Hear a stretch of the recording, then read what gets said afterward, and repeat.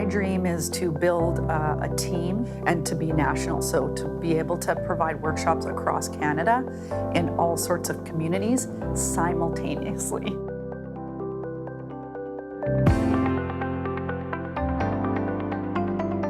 The cornerstone of the project is that we return numerous times to the same community, and we build on technical skills, but we also build on friendships.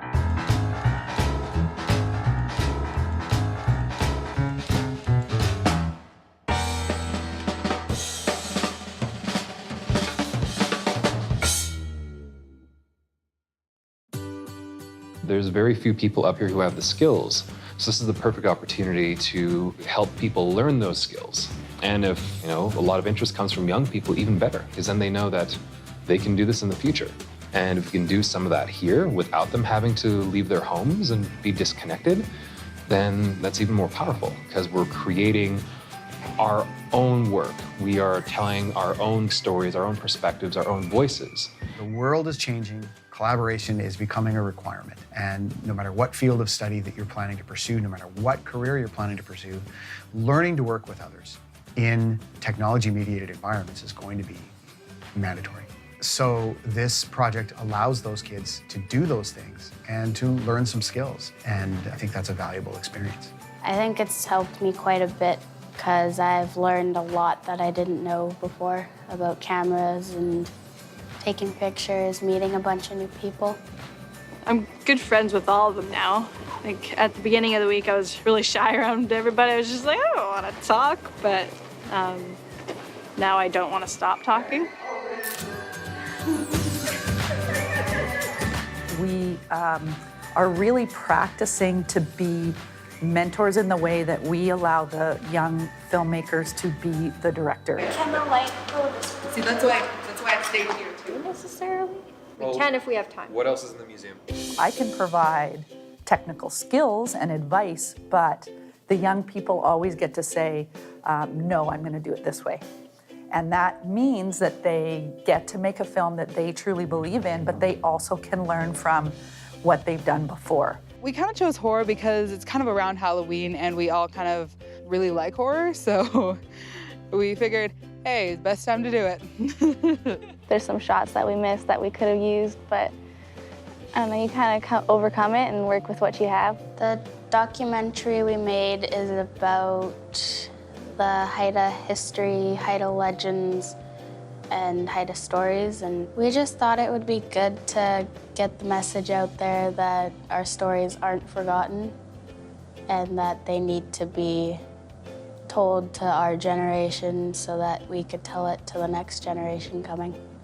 We see them being engaged with programs like this, and that's hugely valuable to them. It helps keep them connected to the school, and it then hopefully translates into making their studies a little bit more relevant to them. What I really enjoyed about this workshop is that it was really cool and we got to learn stuff about cameras, and I kind of had a bit of a passion with them anyway. I really enjoyed directing and I had this vision for the film and just kind of seeing it come to life as we filmed and kind of setting up the shots the way I saw them in my head was pretty interesting. Learned a lot about editing, like how to put shots overlapping each other so it cuts and then cuts back. I learned about shots, close-up, medium, and getting to do that as an extracurricular and something that I have an excuse to do it and not get in trouble for not being in class.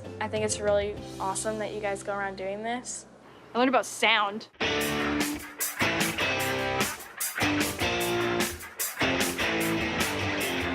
The sound people have very strong arms and can last like this for a long time.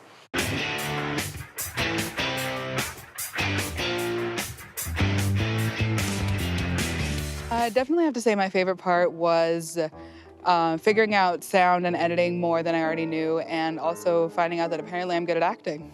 And I also did makeup for it, for the ghost. I have been very into makeup and more specifically special effects makeup since I was maybe 13. So for about the past 4 years, I've been practicing. It gives them those opportunities to express themselves and to learn skills that they don't learn in the classroom normally. 5 monkeys, take 1.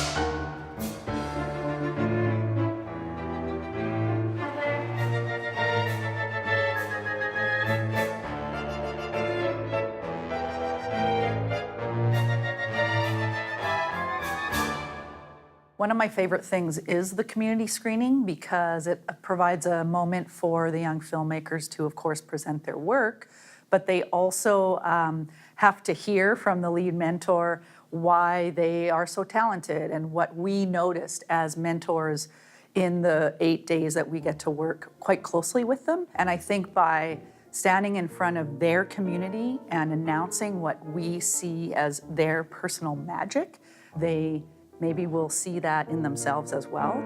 The Q&A often provides this moment of wonderful magic where people stand up and provide accolades for the young people and tell them how hard they worked and tell them how important their stories are, so they get feedback from their community as well as to why these stories are important to be told.